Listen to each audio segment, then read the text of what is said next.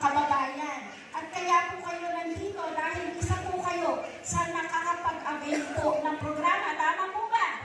Dahil ano pong mangyayari ngayon? Okay po.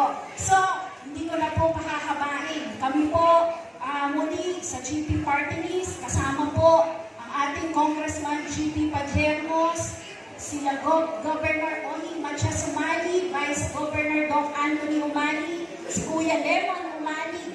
Kami po ay nagpapasalamat at syempre po kasama po ang Secretary General natin, si Attorney Rurik or GP Pajermos. Kami po ay muli nagpapaalala sa GP Party List po.